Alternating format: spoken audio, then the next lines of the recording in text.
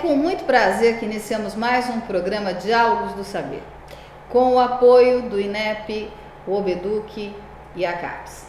A TV FIB, preocupada em disseminar o conhecimento, traz até você, telespectadores, pesquisadores, profissionais e especialistas nas mais diversas áreas do conhecimento. E hoje nós temos como temática Ciência e Fé. E que temos como objetivo tratar dessas duas questões que são muito caras ao nosso cotidiano, dada as manifestações envolvendo tanto as religiões quanto a ciência. Hoje, Diálogos do Saber tem como convidado o professor doutor Mauro Meirelles, da Unilassalle e da URGS.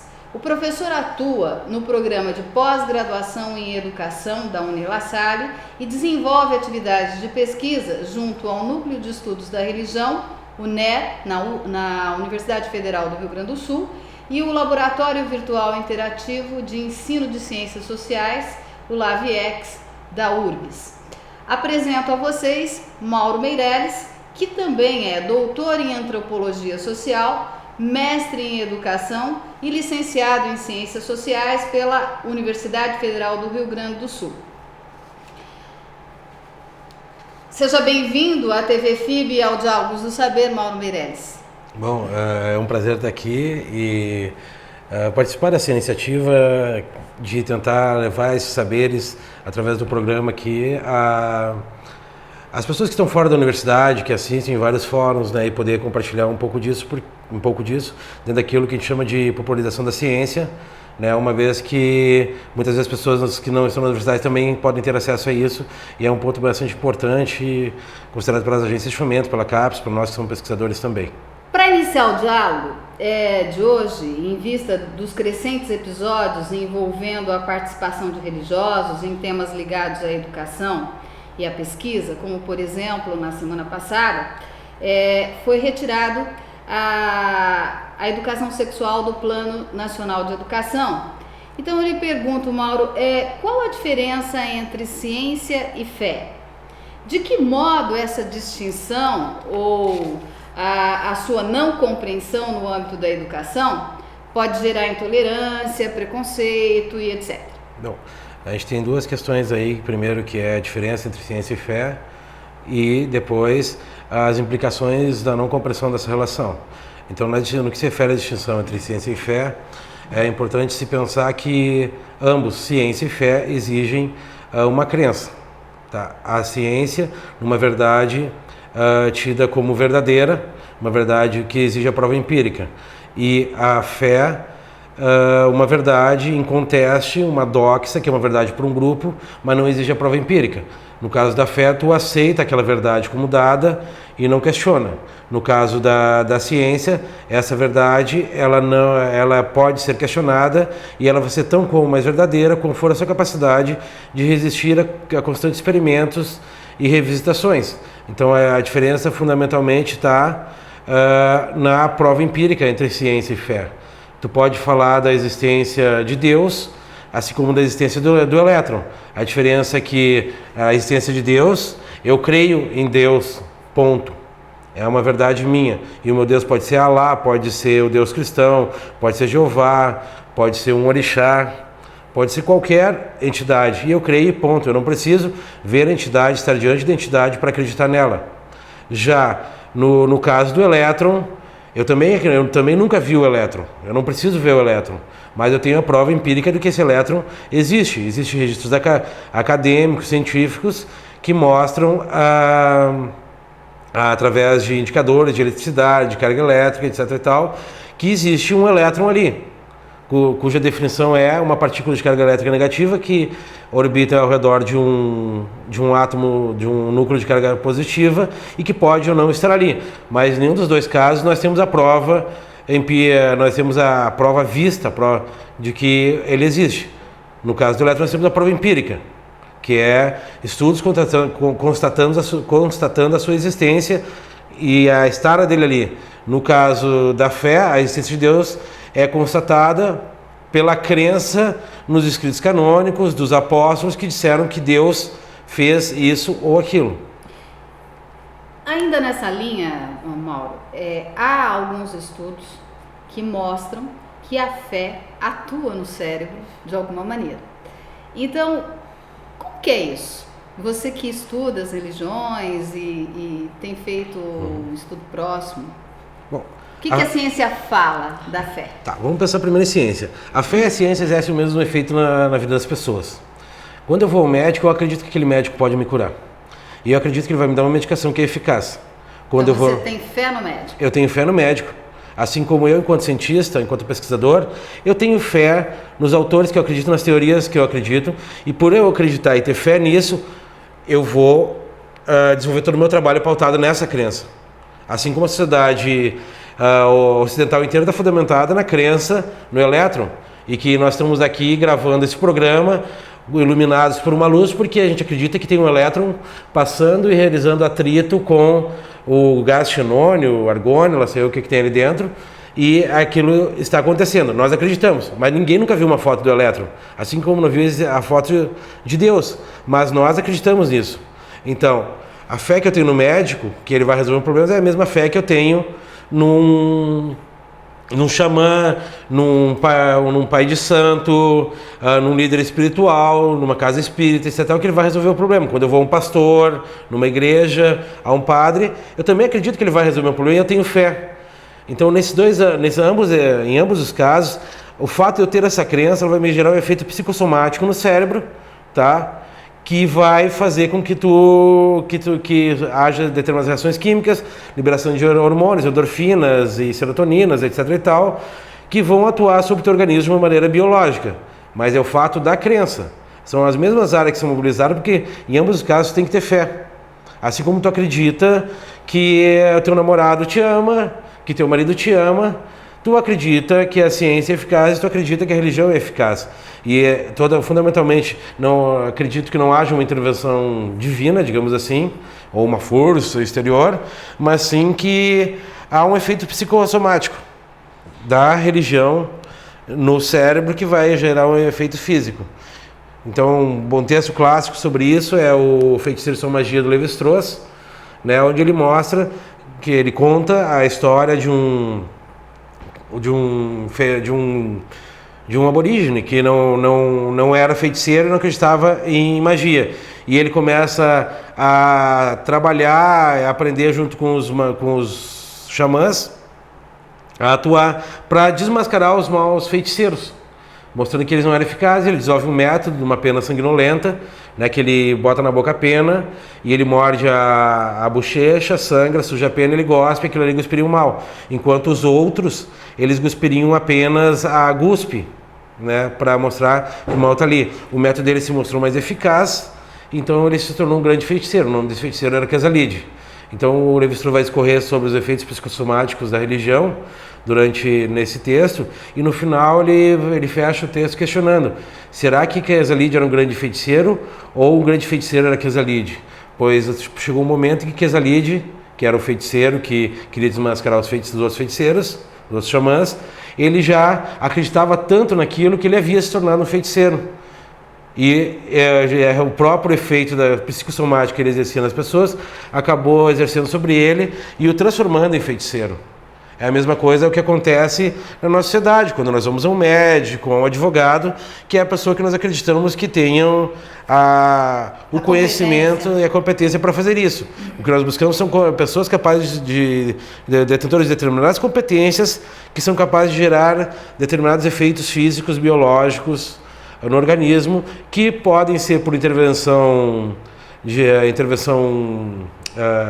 como é que eu vou dizer, uma intervenção mecânica, através de remédios, instrumentos, ou pode ser principalmente a partir de uma intervenção oral, por exemplo, como uma cantiga de ninar, ou uma cantiga de ninar para fazer uma criança dormir, onde é uma intervenção oral. Eu não toco na criança, mas eu digo, durma, bebê durma, e vou cantando em tom baixinho. Tem uma tonalidade, exato. Todo um encadeamento. Exato, e vou baixando o tom e vai gerando tranquilidade na criança. É o mesmo efeito do que um ritual indígena para partos difíceis, onde o xamã vai contar uma história para a mulher, para a parturiente, e fazer com que ela se acalme e que aconteça o processo tranquilamente. Ou o efeito da respiração, como por exemplo na meditação? Na meditação, que também tu vai gerar uma tranquilidade no organismo, tu gerando essa tranquilidade, tu vai te acalmar, e no momento que tu te acalma, tu para e consegue ocupar a tua cabeça com outras coisas, que é o foco da meditação, que não as preocupações que tu tem. Então a respiração é uma forma de desviar a atenção cerebral para dar vazão a outras coisas, né? Mais importante naquele momento, que é a meditação. Ô Mauro, nós sabemos que você fez no seu doutorado, e acho que no mestrado também, pesquisa com religiões. Eu gostaria que você falasse um pouquinho como que foi essa sua pesquisa, o que vocês chegaram a quais conclusões, né? E onde foi feita a pesquisa? Foi na URGS, né? Sim. O doutorado, eu fiz um mestrado, na realidade eu fiz um mestrado na Faculdade de Educação sobre a temática das tecnologias na escola. Então, fluência e domínio no uso de tecnologia e de que forma isso incide no cotidiano do professor e do aluno, e pensar a partir do domínio que os jovens têm de tecnologia, como pensar estratégias diferenciadas em sala de aula, do qual aí desse projeto e de parcerias que construímos ali, né, a gente acabou criando o Laboratório Virtual Interativo de Ensino de Ciências Sociais, que esse ano chega ao 6º ano, né. A minha dissertação eu defendi em 2005, tá? Já a tese de doutorado foi por um tema bastante diverso, retomando minhas trajetórias desde 2000 no estudo da religião, né, que foi sobre imaginários políticos e religiosos ao sul da América Latina. Imaginários? Políticos e religiosos ao sul da América Latina, onde eu fiz pesquisa de campo no Brasil, Uruguai e Argentina, com mais 2 colegas. Brasil, Uruguai e Argentina. E você verificou o que nesses países? Aí a gente acabou fazendo verificar, a ideia eram 3 doutorandos, né, coordenados pelo professor Ari Pedro Ouro, e a nossa foi financiado, inclusive, pelo CNPq, a pesquisa, né, e a gente queria ver como e quando as religiões brasileiras, tipo Candomblé, Batuque, a Igreja Universal do Reino de Deus, a Assembleia de Deus, Deus é Amor, e outras religiões, elas se transnacionalizam, ou seja, elas saem do Brasil para países do Cone Sul, tipo Uruguai e Argentina.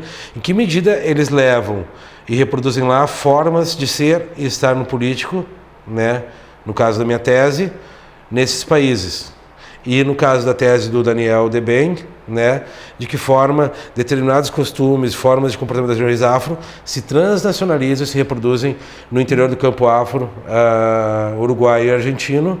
E o outro colega, o Daniel Alves, né, de que forma essas redes existentes no Brasil se reproduzem e se reconstituem no campo transnacional. Tá?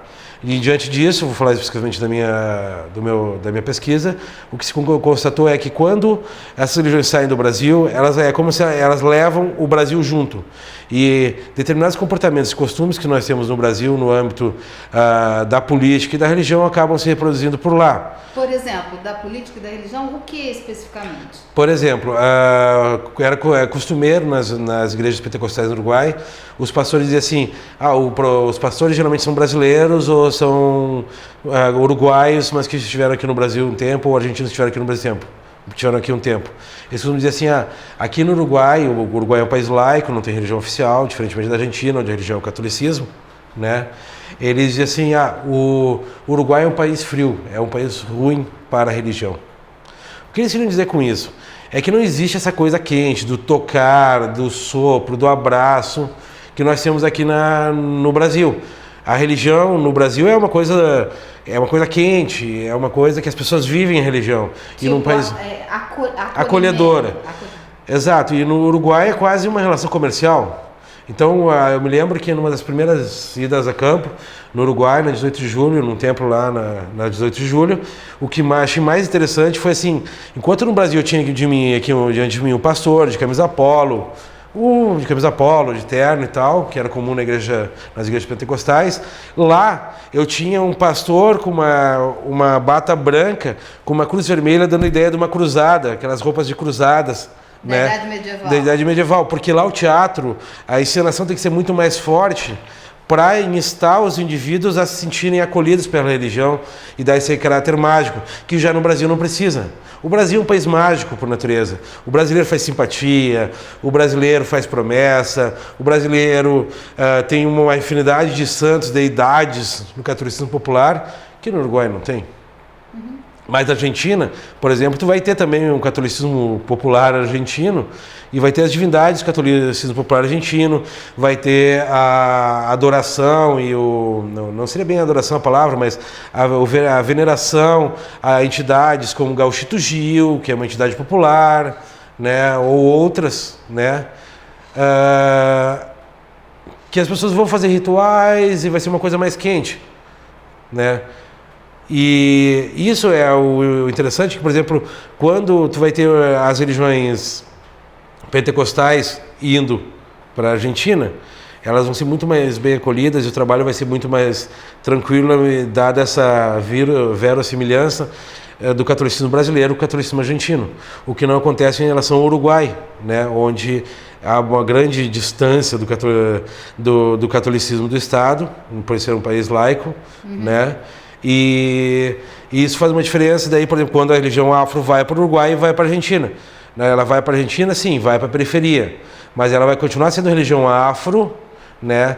Vai estar continua ligada à questão dos orixás, etc e tal, e não há nenhuma, digamos assim, uma conotação pejorativa. Já no Uruguai, ela é tratada como magia negra, bruxeria, ou magia negra ou bruxaria, né? E é somente para o mal. Então tem essas diferenças devido a um país quente, mais quente em termos de religião, mais frio em termos de religião, né? No termo da prática religiosa, isso que vai fazer a diferença, né? De tu ser mais acolhido num lugar do que o outro, e um maior sucesso da religião em um lugar do que o outro. No âmbito político, né, que é o segundo ponto, isso vai estar ligado a um determinado modelo de socialização, modelo político dos três países, né? No Brasil, a permissividade entre religião e política é muito tranquila. As pessoas ligadas às religiões entram num partido político, se candidatam e facilmente se elegem. E tem até partidos políticos que fundados na religião, que são fundados na própria religião. Na própria religião. Já no Uruguai, ele funciona por um sistema de listas, né? Então as listas, tu vota em listas que tem nomes. Lá tu tem uma das maiores listas, que é a lista 777 da mãe Susana, né? Que é uma lista do campo afro, só que dificilmente eles conseguem, apesar de apoiarem Tabaré Vázquez, por exemplo, nas eleições, dificilmente eles conseguem eleger alguém, porque o sistema é mais coercitivo e não permite a entrada de pessoas isoladas. Pelo fato de ser um país fato do país ser laico? Não é pelo fato do país ser laico, é a estruturação do sistema religioso. Um religioso dificilmente consegue chegar às instâncias políticas mobilizando apenas capital religioso. Se ele não tiver capital político, ele não vai chegar ao staff do governo. Diferentemente da Argentina. Na Argentina, tu tendo um capital religioso, como num país católico, principalmente se for católico, tu consegue converter capital religioso em capital político e te eleger, como acontece no Brasil. Tu converte facilmente capital político em capital religioso e se elege. E como seria essa conversão do capital religioso para o capital político? Assim, basicamente, para quem está nos assistindo, por exemplo, eu tenho lá a dona de casa, ou mesmo um estudante de graduação, ou um estudante de ensino médio, que às vezes você está falando em capital político e capital religioso. Explicar o que seria o capital religioso e o que seria o capital político. E como que essas duas coisas se fundem ou se transformam em outra coisa. Capital hereditário, então vamos falar de capital. Capital se remete a dinheiro. Tá? Eu tenho dinheiro, eu converto esse dinheiro em bens, eu converto esse dinheiro em influência, eu converto esse dinheiro no que eu quiser. Tá? A ideia de capital político e religioso também vai nessa ideia. Eu tenho um determinado capital, só que esse não é um capital monetário, é um capital político, ou seja, de redes que eu possuo, entendeu? Eu sou Mauro, tu pega meu cartãozinho e fala com não sei quem. Tu tem um capital político, tem uma rede que tu aciona aí. Então é um capital da ordem do simbólico, de pessoas que tu conhece, de determinados conhecimentos que tu tem do campo, o campo definido como aquele lugar onde acontecem as coisas. Então o campo político é o lugar onde acontece a política, o campo religioso é o lugar onde acontece a religião, né? E dentro desses campos, assim como o campo científico, é o lugar onde acontece a produção de conhecimento. Então, e tu tem o capital científico também, né? Que é o capital de legitimação. Por exemplo, quando vocês veem na TV a propaganda da Colgate, a número 1 recomendadas pelos dentistas, isso é capital científico reafirmando o valor de um produto e agregando valor. Então, não é dinheiro. Aquele personagem da novela das 8, das 9, não sei, da Globo, que ele é um pastor, ele é um religioso, e ele usa a religião para se reeleger sempre em nome da fé, em nome de alguns valores, em nome da família e várias outras coisas, e acaba gerando determinadas intolerâncias. Sim, no momento dele fazer essa conversão, ele não vai dizer assim, ó, votem em mim porque eu sou o padre ou pastor, ou não sei o que, ele não vai dizer isso, ele não vai dizer, eu estou aqui para defender a família, para defender os valores da moral, dos bons costumes, etc e tal. Ele vai usar esses valores que são caros à religião, né, para que eles princípios religiosos ao qual ele pertence. Ao que ele pertence, só que diretamente ele está falando para um eleitorado que ele sabe que é religioso, que considera importante tais valores morais e que vão dizer, bom, esse candidato defende os valores morais que eu acredito, né? Que eu acredito, então eu vou votar nele. Não diretamente a uma correspondência de capital político e capital religioso, mas ele sabe que ele dizendo que é importante pensar a questão da virgindade, por exemplo, né, para as pessoas de determinada religião, quando ele falar isso no seu discurso, ele está diretamente direcionando isso para aqueles fiéis daquela igreja, que vão considerar importante e vão votar nele, porque a virgindade é um valor importante, então votar nesse candidato porque ele trabalha com isso, está preocupado com isso. Que é uma coisa, por exemplo, que acontece quando nós falamos, por exemplo, de educação sexual, que tu tinha referido na outra pergunta e a gente acabou não retomando aqui, né? É que, por exemplo, quando falamos lá no Plano Nacional de Educação e queremos colocar a questão da educação sexual, e aí nós vamos falar de homoafetividade, vamos falar de relações sexuais, vamos falar de uso de preservativo, métodos contraceptivos, nós estamos afrontando uma série de religiões e valores estabelecidos na religião, que não estão, até no próprio catolicismo, que é a religião hegemônica, ligados, por exemplo, ao uso de preservativo, ao uso de métodos contraceptivos, a questão da homoafetividade, a relação homem-homem, mulher-mulher, que é muito caro às religiões evangélicas. Vejam os casos que nós tivemos lá não me lembro o nome do deputado, mas que andou também nessa discussão acirrada sobre as relações homoafetivas, né? E ele é da bancada religiosa, né? Acaba por fazer com que esses valores religiosos se tornem mais fortes do que os valores não religiosos. Ou seja, quando o objetivo do Plano Nacional de Educação é promover uma política de educação que prime por uma educação de qualidade a todos os brasileiros, questões ligadas a valores religiosos e, por exemplo, a crença ou não que um homem ou uma mulher podem se casar e ter relacionamento, ou que o uso de preservativo é bom ou ruim e que todas as crianças devem ser educadas em relação à sua sexualidade, isso acaba gerando um desvio dos interesses do Plano Nacional de Educação e daquilo que ele deve cumprir, na medida em que deixou-se permear por valores religiosos de pequenos grupos minoritários, ou talvez não, né, que acabam impondo aos outros... Digamos assim, dependendo do tipo de posicionamento religioso, isso pode causar um equívoco quanto àquilo que iria ser feito. Em termos de política, sim. Aí, por exemplo, a gente pode comparar a questão da educação sexual no Brasil, por exemplo, na Finlândia, que deu um documentário agora há pouco na GNT. Nós vamos ver que, por exemplo, na Finlândia, a educação sexual se faz presente desde os anos 70 e desde lá houve uma diminuição crescente no número de abortos, no conhecimento que as pessoas têm com relação às relações afetivas, na forma como elas lidam com isso, etc. e tal, que gerou uma sociedade muito mais tolerante e muito mais tranquila para se lidar com a questão da sexualidade. Uma coisa que não acontece no Brasil, onde e vocês que estão aí olhando aí, vocês estão vendo que vocês mesmos têm vergonha de falar com seus parceiros e dizer o que sentem ou o que não sentem. Ou mesmo de ir num ginecologista ou como é que é o nome daquele médico? Ou num urologista, porque não se sentem à vontade. Uhum. Então, porque você tem vergonha do seu próprio corpo. A primeira coisa que você faz quando você tem um momento de intimidade com alguém é apagar a luz. Você tem vergonha do seu corpo. No país que você tem vergonha do seu corpo, é fundamental que se fale em educação sexual e que se fale desse corpo, pois o seu pai não vai falar de corpo para você. Seu pai não vai falar de relações sexuais para você. Quando você deu o primeiro beijo, você teve sua primeira relação sexual, você entrou escondido em casa, esgueirado, achando que todo mundo sabia que você tinha feito aquilo. E esses professores que estão na escola, né, eles também foram educados numa educação bastante conservadora. E ninguém falou de sexualidade com eles têm que falar de sexualidade cada vez mais, é um tema candente. Os meus alunos na faculdade, lá em Canoas, eles muitas vezes me fazem perguntas relacionadas à sexualidade em sala de aula, meninada de 20, 21 anos, que às vezes foi a primeira vez que eles estão tendo algum tipo de informação relativa a algumas temáticas da sexualidade que não foram tratadas. E eu acabo cumprindo o papel que a família não cumpriu, e que as instituições de ensino não cumpriram, só que eu tenho aí 39 anos, eu estou próximo dessa geração, é mais tranquilo para mim.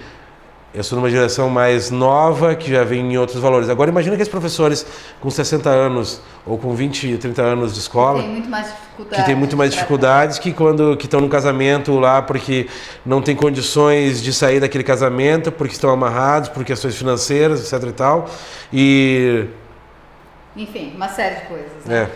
Ô Mauro, se tiver alguém que queira entrar em contato contigo para perguntar alguma coisa, ou tirar alguma dúvida, você poderia deixar para a gente o seu e-mail? Sim, Mauro Meirelles, com 2 L's, né, @iCloud.com.